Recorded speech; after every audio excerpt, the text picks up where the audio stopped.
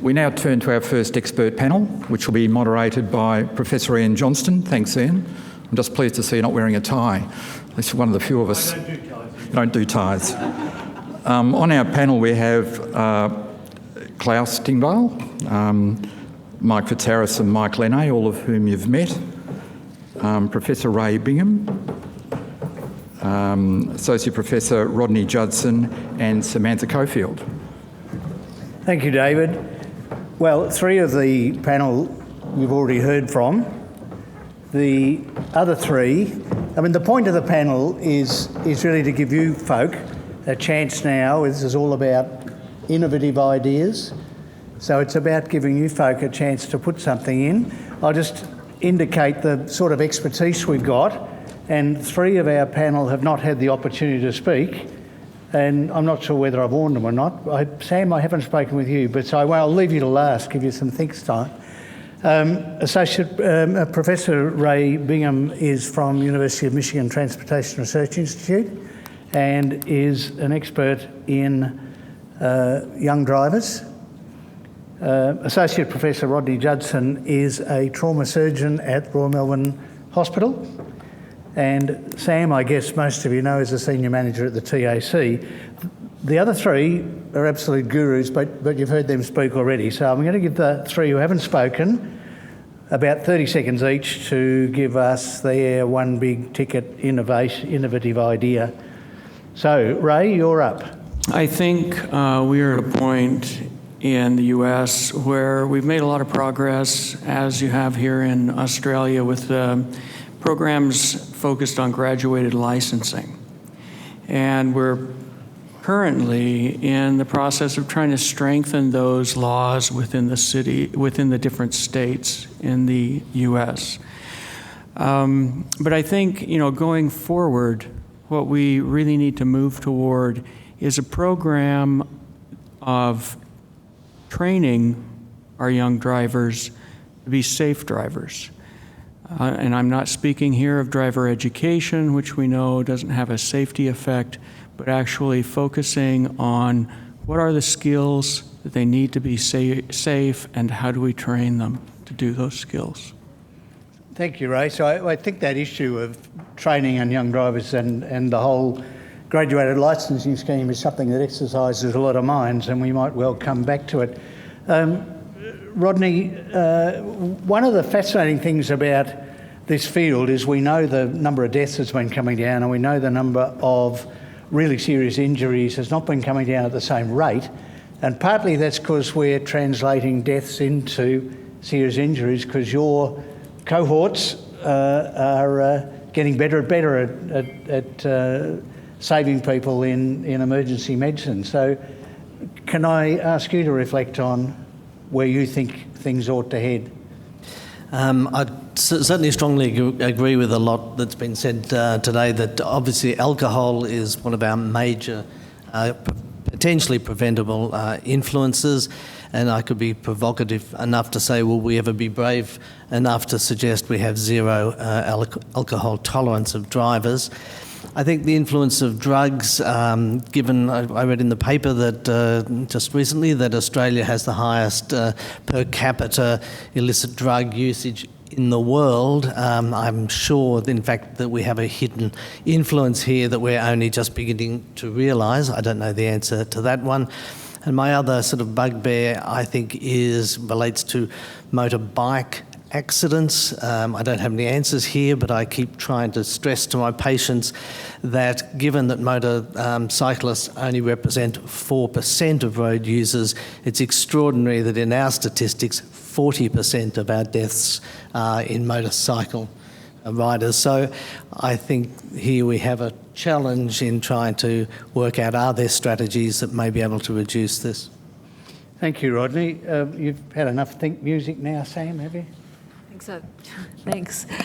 I think the big message that I've been coming to over the last year or so is that safety isn't something that our community wants to buy, and I think that Klaus just reinforced that.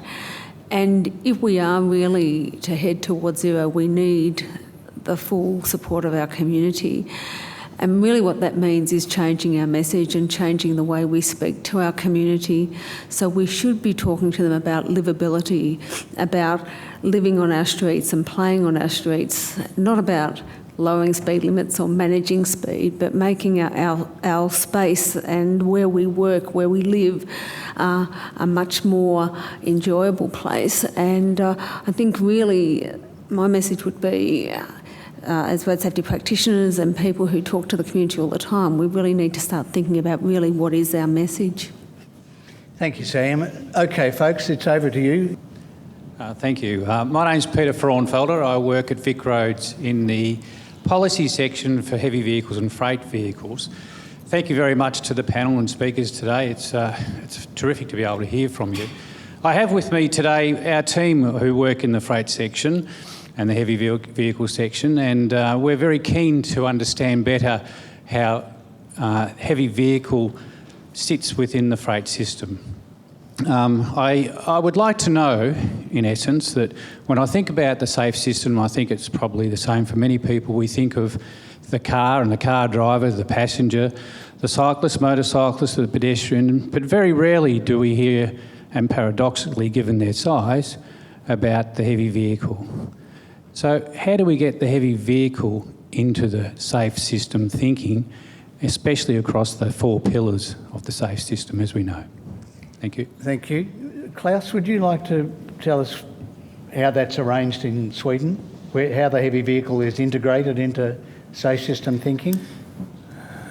Well, I'm not sure I can add so much to what we've done, but rather the principles, how they would apply. But first of all, I think what's important is that to understand that, first of all, there is an organizational issue to this that really plays a role. In contrast to sort of passenger car driving, almost all of the freight is a matter of how it is organized, who is responsible, and therefore how sort of you deal with safety out there. Now, the strange thing is that hasn't led to things like bringing in technology. The uptake, the development and uptake of technology in the freight sector is slower than in passenger cars and in most other parts of the transport system. That's very strange because you can't compensate the enormous weight of trucks and others, and you can't really do so much about that. They need to be everywhere in the community and drive around and deliver goods and services of different kinds, unless you think about how you can compensate for that enormous masses we're talking about. So the simple thing is sort of the freight sector should be much more caring for making sure that the new technology is brought into that sector. I don't know how it's going to be happening, but personally I'm absolutely sure we need that very quickly. The self-driving capability is very important in the freight sector and a lot of other things as well. Anyone else on the panel want to? Okay, stunning silence, right. One thing I can say, I'm tied up with the National Road Safety Partnership Program, which is trying to get industry involved in setting an example, and some of it's heavy vehicle and a lot of it's not. But I can say that technology is really starting to be adopted within companies as a way of ensuring the safety of their fleets. And to me, it's really good news that companies are starting to accept a responsibility. Indeed, some of them are developing a real passion for getting safety up front. Now, there was another one up the back there somewhere. Brian. Is it Brian? I can't tell from here. No, it's not, but it's someone else. Doesn't matter. I'm disappointed you didn't John Lambert. I'm having trouble with the lights, John. That's okay, I understood. Autonomous vehicles have been heralded as the great answer to road safety, going to eliminate human error, therefore eliminate road trauma. The Google cars have the longest record in kilometres, and they have just admitted that the latest crash where their car crashed into a bus was their fault. The crash rate for the Google cars when it comes to being rear-ended is about 20 times higher than you would expect. The casualty crash rate's about 6 times higher. The overall crash rate's about 7 times higher. Why do people still think that autonomous vehicles are going to have a major impact on reducing road trauma? Well, Michael, I guess that's yours, mate. So at the moment, there's a very, very small sample of self-reported crashes from automated vehicle developers on the California Department of Motor Vehicle database. So I would think that the development of this sort of technology, there are a lot of groups looking to establish what the benefits will be, how the changes in behaviour will manifest, how the driver will interact with the technology and how the cars will interact with themselves. So I think, acknowledging that this is technology in development, some companies take quite a different view to testing than others. Some of them do it much more publicly, using people driving cars on public roads, and some of them do it a little more discreetly on closed roads. But I think, given the role of behaviour, the behaviours that we see occurring every day on the road, I think, notwithstanding a few incidents in the early stages, that we need to give it a chance to develop, for the technology to mature, and to do more wholesome evaluations before we decide as a community whether we should accept it. But I think it's still a journey that we're on. Thank you, Michael. Now, Raf, thank you. And could I just, while you're standing up, get an indication for the next 2 or 3, please? Mine's a proposal regarding the motorcycle issue and the trauma that you're seeing in your hospitals. We know that a motorcyclist who is at 0.05 is allowed to get to 0.05, or just less than 0.05, is about 600 times higher risk of being killed on the road than a car driver. If we know this, why are we allowing motorcyclists to ride with alcohol in their blood at all? Shouldn't we be mandating as soon as possible that they have no alcohol in them? And the other finding we found from our study of motorcycle fatalities was 1 in every 2 was either speeding, drunk, or on drugs.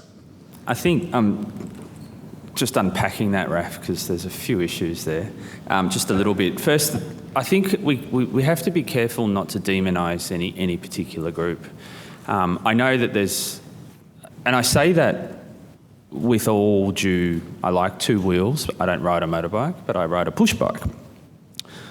And I think some of how we organise our system is how we need to think about the mobility and where we push to in the future, and how we see infrastructure solutions and technology solutions that will come. We also know, based on some work that we're doing, is that not all motorcyclists are created equal. In the same way, not all car drivers are created equal. And I can tell you that there are 4 models of motorbikes, 4, in Victoria, responsible for about 35% of road crashes. 28% are off-road bikes. It leaves an awful lot of different motorbike types. So, I think there are some really significant issues about all motorcyclists are the same. The issue of alcohol and the setting of limits, I know, from 0.02 to 0.05, there's a 40% increase in risk. And I think that's a conversation. And alcohol is related to a lot of other trauma. And I think there's some really important questions to be asked in the community about people's view of alcohol and alcohol interlocks, more broadly. And I think that's where a debate starts to get very challenging, and how we need to build that evidence to say that this is a significant issue. David Buckingham from Monash University. My question is around the regulatory environment and the implementation of the regulatory requirements, in particular context of the ageing of our society. We're seeing an increasing incidence of ageing apparent in motor vehicle accidents and casualties, but I've actually seen particularly New South Wales, but I think it's true of all Australian states, a reluctance on the part of the regulatory authorities, whether they be medical, whether they be road transport authorities, to actually enforce a situation where a person is deemed to be a risk to themselves and to the public, leading to a situation where there's a question whether the licence should be retained.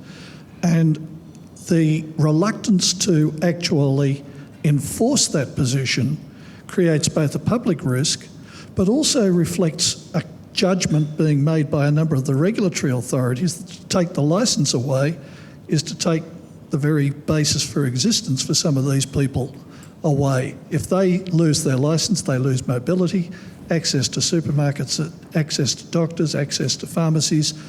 Where's the balance being struck, and is this an issue that is being seriously addressed by the regulatory authorities? Because at the moment, there's a marked reluctance on the part of most players to actually address the issue. What are you all looking at me for? Who wants to? Ray, do you want to have a go at that? I think I can speak to that a little bit. Maybe not the regulatory part here in Australia, but I think it's a very similar concern in the US. And there are a number of issues involved. And I think the most important issue to keep in mind is that while driving is not a human right, access to mobility is. And so whatever solution we come to, it has to respect the individual's right to have access to safe, equitable mobility. And so having said that, I would also add that if you're going to go to the point of taking someone's license because they have reached an age where they are not able to drive safely anymore, my question is, how do you determine that? Because we really don't have any tests currently that have the sufficient sensitivity and validity around them to be able to do that convincingly enough, to be able to say, this person can drive, this person can't, and it's because their scores on this test are 3 points from each other. We just don't have that, and so making the determination is extremely hard. The other part of it then, I think, gets back to the mobility issue. How do you provide that mobility in a way that meets people's needs and that is also affordable socially? So I think a lot of the reluctance comes back to not having answers to these questions yet. But I can guarantee that people certainly recognize the importance of it.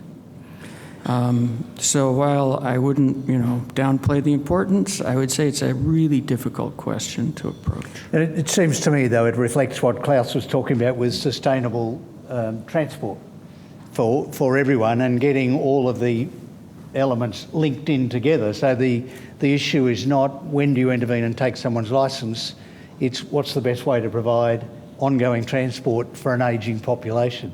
It's kind of turning the question around a bit. Keith Simmons from TARS UNSW. My question probably first to Professor Bingham, then the wider panel. In America and other parts of the world, they have what I will term community vehicles, light power, low speed vehicles that can be used in areas that are low speed or speed restricted zones.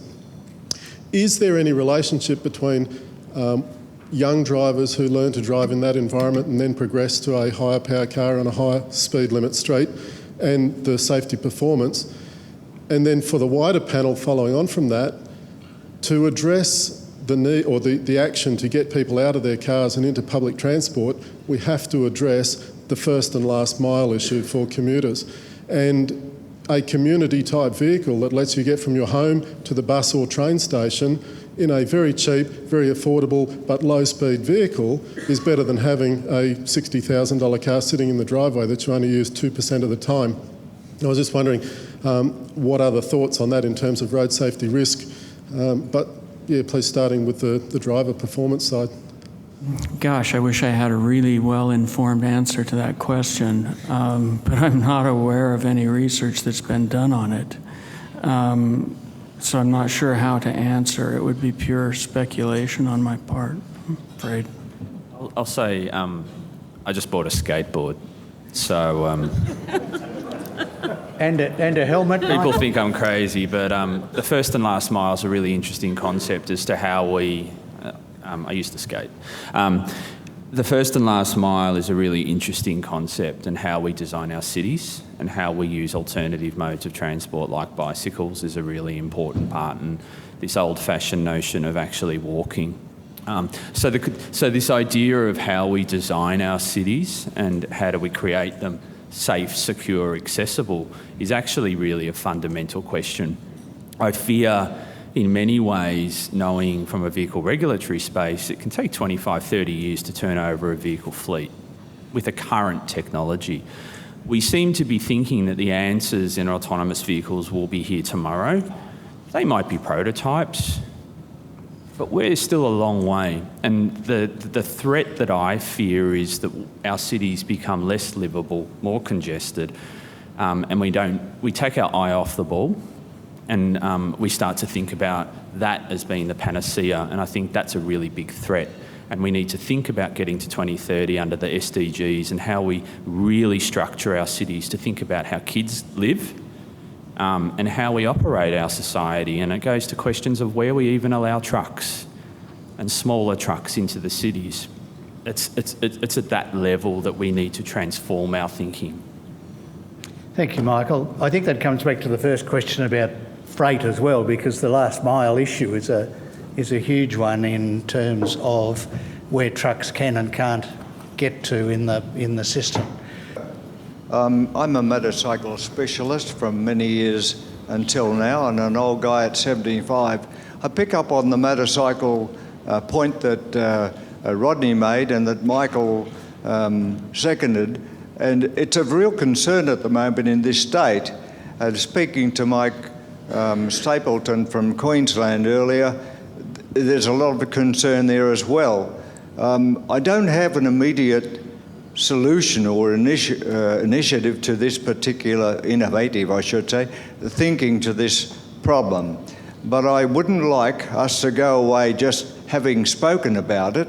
I'd like to urge that we have a small working group of 5 people formed to take a further look at this and see if we can come up with some innovative thinking to address the issue. I'm offering myself initially to do that as one of those members of 5.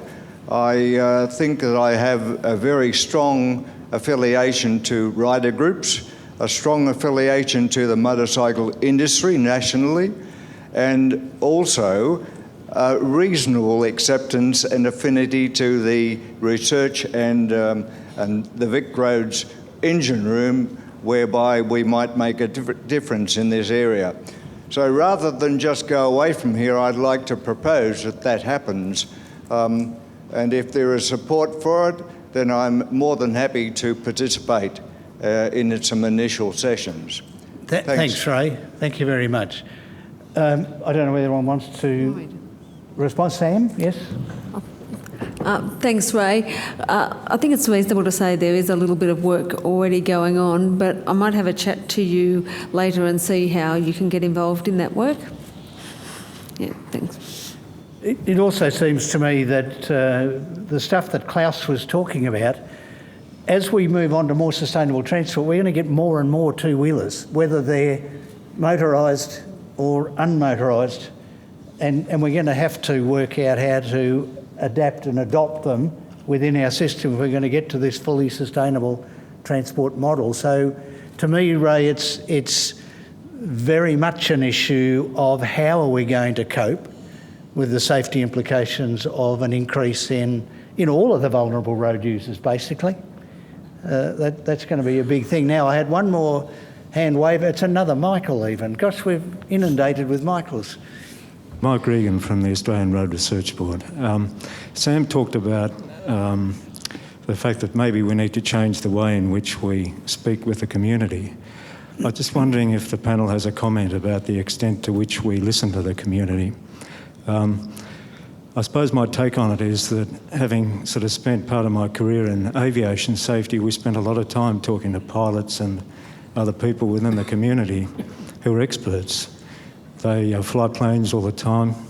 If we design a cockpit, we talk to them about how we should design it.